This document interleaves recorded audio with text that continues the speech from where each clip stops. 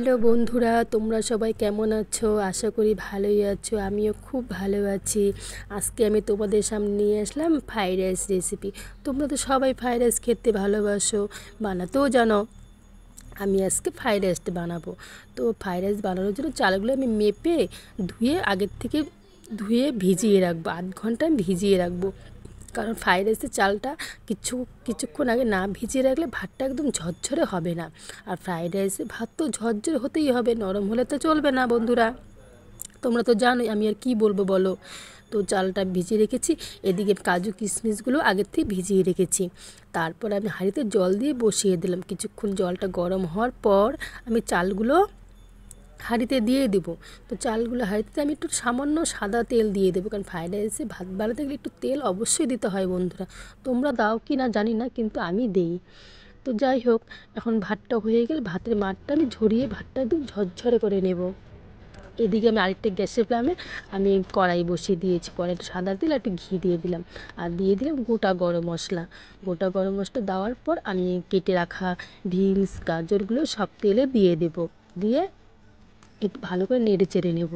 তারপর দিয়ে দেবো একটু লবণ, কারণ লবণ না দিলে টেস্ট আসবে না। লবণটা দিতেই হবে, কারণ লবণটাই তো টেস্ট আনে না। তো আমি সামান্য পরিমাণে লবণ দিয়ে দিলাম ভাজাতে। দিয়ে আমি ভালো করে ভেজে নেব, সুন্দর করে গাজর আর বিনসটা ভেজে নেব।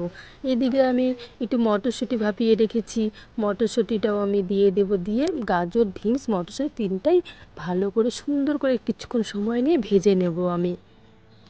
তো ভালো করে ভেজে নিতে হবে, কারণ না ভাজলে গাজর মটরশুঁটি ভালো করে না ভাজলে ভালো লাগবে না। তারপরে আমি দিয়ে দিলাম কিশমিশ আর কাজু। কিশমিশ কাজুটা দেওয়ার পরও আমি অনেকক্ষণ ভেজে নিলাম। সবটা ভালো করে ভেজে নিলে তো স্বাদ হবে না। শুধু এই অল্প অল্প ভাজলে তো আর হবে না, ভালো করে ভাজতে হবে। তো আমার ভাজাটা হয়ে গেল। হয়ে যাওয়ার পর ফ্রাইড রাইসের ভাতগুলো আমি কড়াইতে দিয়ে দেবো। আমি এই ভাজাগুলো নামিয়ে নেব না বন্ধু, তোমরা হয়তো নামিয়ে করো, কিন্তু আমি এইভাবেই ফ্রাইড রাইস বানাই। ভাজা গাজর ভাজাটার মধ্যে আমি ভাতগুলো দিয়ে দেবো, সবগুলো ভাত সুন্দর করে দিয়ে দেবো। দিয়ে সবটা ভাত আমি সুন্দর করে নেড়ে চেড়ে নেবো, যাতে গাজর আর ভাজাটা যেন সবাই চারপাশে যেন মিক্সড হয়ে যায় ভালো করে। তো ভাজা দিয়ে দিলাম, দিয়ে সুন্দর করে নেড়ে চেড়ে নেব। নেড়ে চেড়ে নেওয়ার পর আমি এতে দিয়ে দেবো চিনি। তো যে যেমন মিষ্টি খাও বন্ধুরা, সেটা তো বলার কিছু নেই। কেউ কম মিষ্টি খেতে ভালোবাসে, কেউ বেশি মিষ্টি খেতে ভালোবাসে। আমি যেমন একটু বেশি মিষ্টি খেতে ভালোবাসি, তাই আমি একটু বেশি মিষ্টিটা একটু বেশি দিই। তো আমি চিনিটা দিয়ে দিলাম। চিনি দিয়ে সুন্দর করে নেড়ে চেড়ে নেব, যাতে চিনিটা ভালো করে মিক্সড হয় চারপাশটা।